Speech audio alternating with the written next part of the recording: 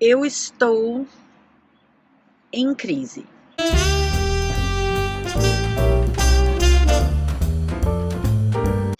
Já tem um tempo que eu fico pensando no propósito desse blog. Eu, obviamente, não saio mais para comer o mesmo tanto e não tem necessariamente algo a ver com a pandemia. E aí eu fico pensando sempre nessa minha relação, não só com a comida do dia a dia, mas essa relação minha com a gastronomia, com o ato de sair, né? E fico pensando todas as vezes que eu falo, mas tal coisa é muito cara, eu não tenho dinheiro pra fazer tal coisa. e aí eu penso em algumas contas de restaurante que eu já paguei e me bate aquela vergonha, assim, do tipo. Aham, Cláudia, senta lá. Dentro dessa minha linha de pensamento, a Rebeca do Recomendo, que é um feed muito bacana dela no Instagram, ela fez um post e a arte da chamada falava: eu preciso sair para comer ou eu preciso conversar com um terapeuta?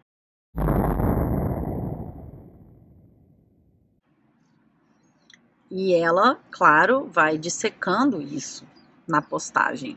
Quando é que essa relação com a gastronomia se torna talvez um pouco insalubre ou desequilibrada?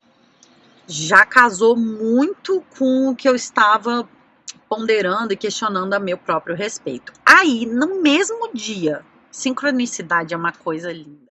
Eu esbarro num vídeo do Alain de Botton.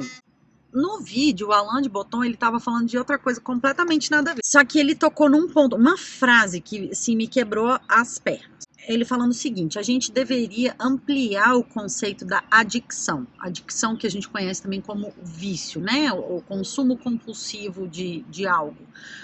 Porque ele falou que a gente limita muito essa questão da adicção ao uso de substâncias. Que a adicção é todo o nosso comportamento, toda distração a qual a gente recorre para evitar de estarmos sozinhos com os nossos pensamentos. Então, tudo que a gente usa para nos tirar desse desconforto, evitar esse estar só com seus pensamentos, poderia, em tese, ser considerado uma adicção. Motivo pelo qual muita gente é viciada em fazer compras, né? Muita gente é viciada.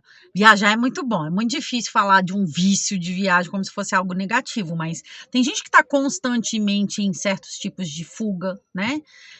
E a gastronomia e o comer fora, esse ritual, ele é realmente tudo de tão encantador? Por que que eu digo isso?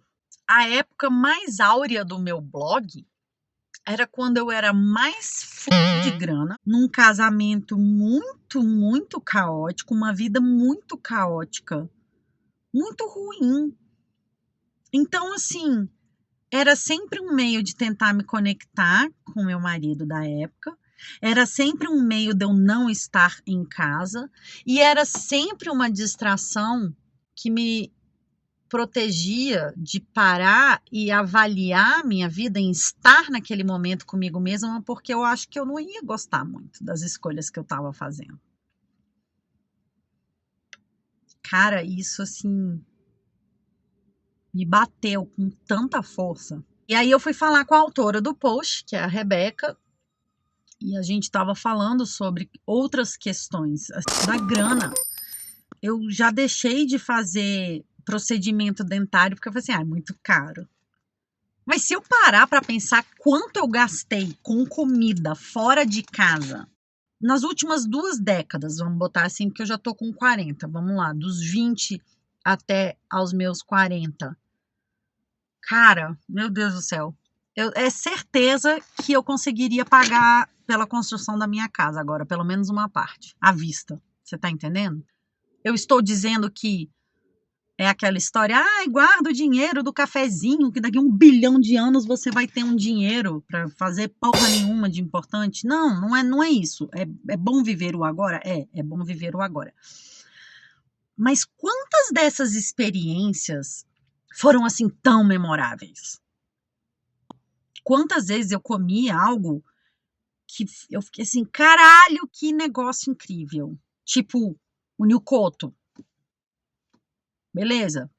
O Izakaya Sakeo, que é do Nilcoto. Massa. Fora de Brasília, Casa do Porco Bar. Foda.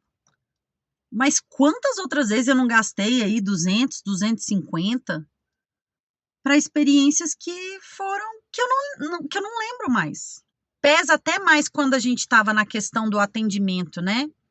Porque as equipes ficam chateadas se o cliente reclama do atendimento. Os donos de restaurante ficam chateadas, né? Quando a gente reclama deles e marca eles aqui no blog.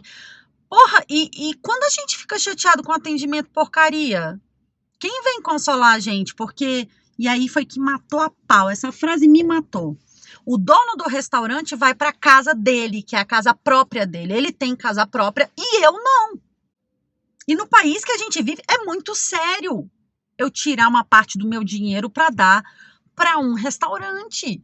E os caras ainda ficam inventando justificativa em cima de justificativa para quando o atendimento é péssimo, quando a qualidade é ruim. E desde então eu tô em crise existencial gastronômica. Porque eu não sei para que esse blog vai servir, de verdade. Olha, eu fui ver o cardápio do Canton. Eu tô louca para ir no Canton, gente. Mas eu vi lá, wonton frito. R$25, 6 unidades. Eu falei, mas no Fiesta Philippines eles também têm 15. Tudo bem, eles não pagam aluguel de Brasília Shopping, sabe? Eu tenho certeza que a comida vai ser boa, mas eu não tenho mais se eu tenho essa gana. E tem um tempo que eu falo que ficar conhecendo restaurante novo, ou é coisa pra gente que tem muito dinheiro, ou é coisa pra gente jovem, que tem pouco dinheiro, mas também não tem filho, não tem outras preocupações, entendeu? É gente que não tá construindo casa como eu agora. Mas eu achei que a reflexão vale, porque muitas vezes eu consigo identificar muito claramente as vezes em que eu fiquei assim, eu tenho que sair para comer um brunch. Por quê? Porque eu tenho que fugir da minha casa, porque eu não quero estar aqui nesse final de semana olhando se a minha casa está zoneada, ou se eu estou desconfortável com o meu companheiro e enfim, isso ocorria mais antigamente, tanto que agora, mesmo com o caos da minha vida que eu fico relatando para vocês, eu tô num momento tão pleno da minha vida que aí rola um iFood de vez em quando, se alguém me convida eu consigo ir, o que é impossível, até porque justamente os donos não aceitam crítica. Gente, o final do vídeo deu um pau, não deu para salvar na edição, então eu vou ter que fazer esse adendo só para encerrar, porque eu queria agradecer a Rebeca. O post dela gerou reflexões muito pessoais, muito sérias para mim, e algumas justamente têm a ver com, primeiro, o aspecto emocional.